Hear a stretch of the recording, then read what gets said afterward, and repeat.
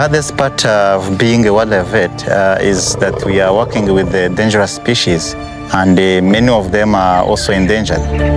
So you need to protect the animal, but at the same time protecting the people around you. I always wanted to become a wildlife vet because I always felt a connection to the natural world, and I felt it was my duty to help conserve and preserve our natural heritage and the various animals that we live with.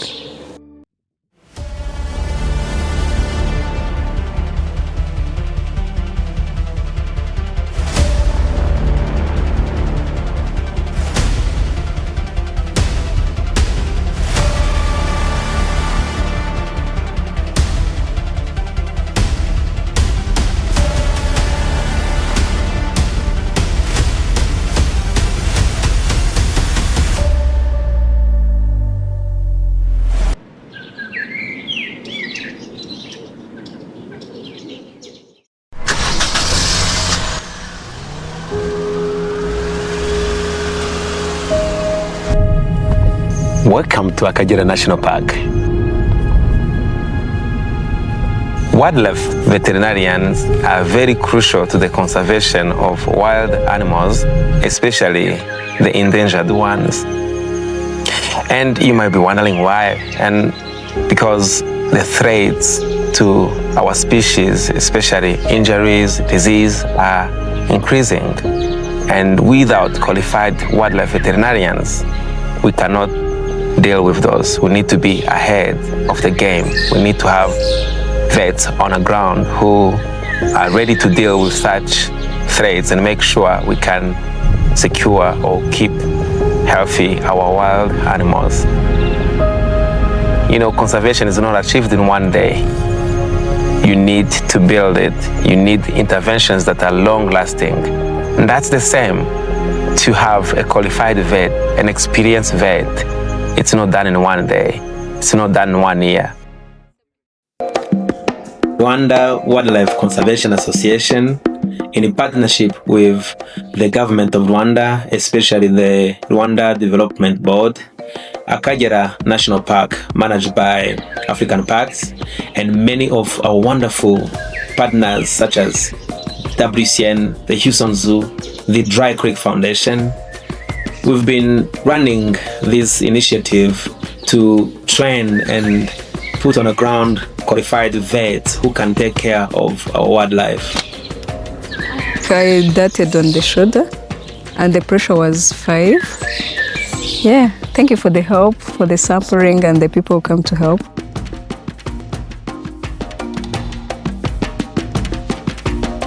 So for 3 years, we've really focused a lot on a group of young veterinarians, and we've been bringing those experts to train them and really expose them to the most crucial interventions that are crucial to the health of especially some of the iconic species in Rwanda, but also in the region. This year, it's been special because we've brought in even other vets from the region. We have colleagues from Uganda, Kenya, and Zimbabwe. And we did this because we want to build a network of vets who are really working together to save wildlife across Africa, but also building that kind of bond in between vets so that they feel like they are not alone.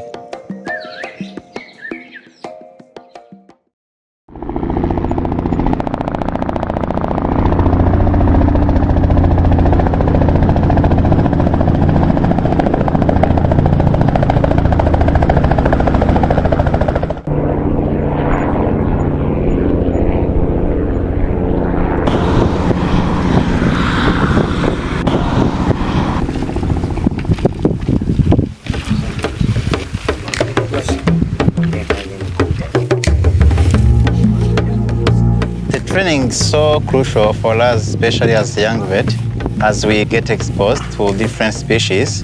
It also builds and boosts our confidence, toward that things, monitoring until the whole operation is done. And it also gives opportunity to work on different species under mentorship of senior veterinarians. This training is very, very important to me as an individual. It is an opportunity for me to share knowledge and experience between people from different countries. All of us, we do work, we are faced with different challenges, but when we come together and share, I get to learn how other people are handling their challenges and how they're going about them.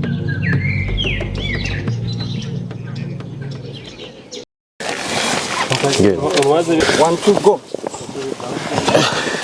Check the head.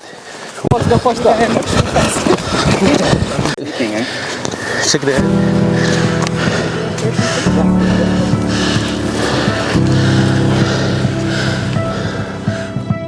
For the lions in the park here, we aim to have at least one collar in every single social unit, just so that we understand how they're utilizing the landscape, what overlap they have with others as well. So actually in this unit, we don't have any collars currently. It's quite a young pride. So that's why we've put a collar on a male and a female, also because the male might be dispersing soon. So it's just for us to keep an eye out on where they move in the park. And then obviously with the collar data, we can actually start doing more, like looking at their kill sites, looking at interactions, and any changes in social structure. And then obviously the vets here play a critical role in this. Without them, we wouldn't be able to do any of this. And it serves as a good opportunity to do a bit of a health check on these lions as well. Unfortunately, they're looking very healthy.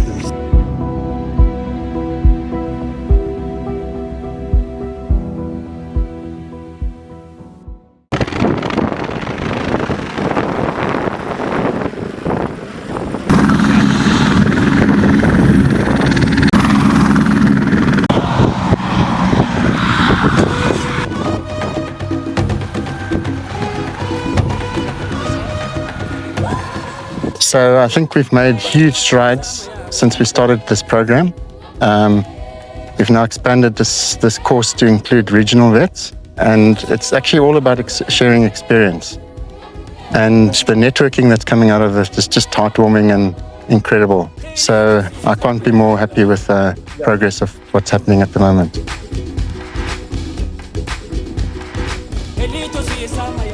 A big component of our training this year was also to get that comfort, veterinarians to be comfortable to the animals, to monitor the animals through the helicopter, so that we can really feel like we have a full package of the knowledge and the expertise we need to be able to deal with any situation that might come in front of us. As you can see, we are working on this big elephant, and I'm the one who did it using a helicopter. I'm so excited with this experience.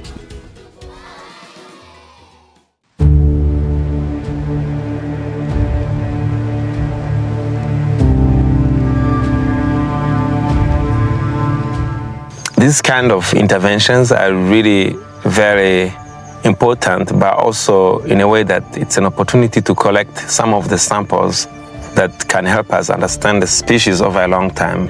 So whenever we get a chance to have an animal, we collect some samples that can give us a lot of information on the health, on the genetics, how animals are evolving or related, really to help us understand and take more management decisions. But also,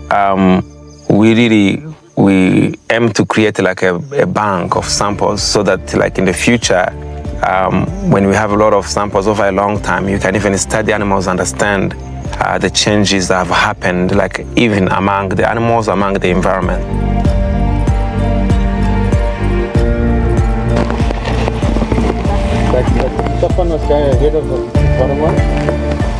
We're currently working on a white rhino calf. Doing blood collection. We're just monitoring anesthesia, checking temperature, respiratory rate, to ensure the animal is breathing well. As we do that, the animal is being watched, and plasma is also being collected.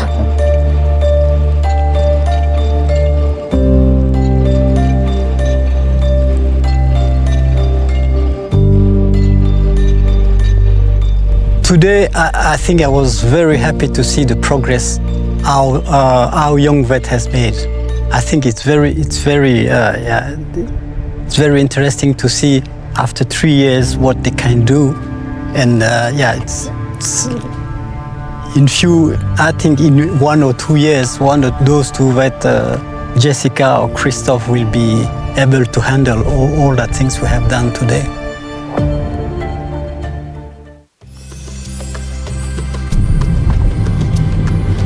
The key highlight for this course for me is that I understand better and deeper the effect of immobilization drug we are using, and it helps me to do the right monitoring and to know if an animal is reacting like this, what can I do?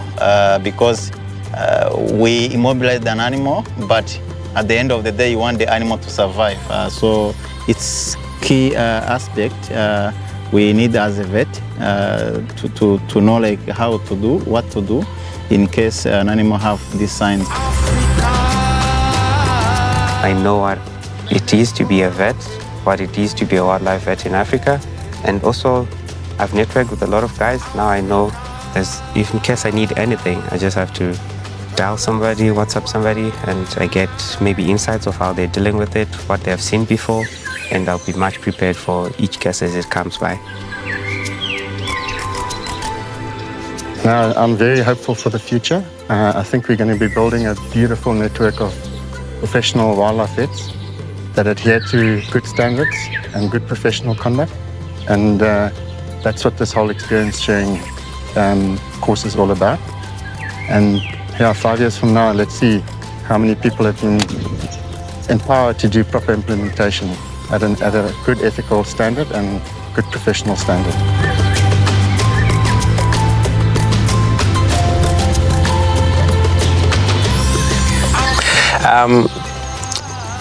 Looking how things have been going from where we started and where we are very hopeful. I'm hopeful that there are Rwandans who are now ready and equipped to save Rwandan wildlife. And that's our dream as the Rwanda Wildlife Conservation Association.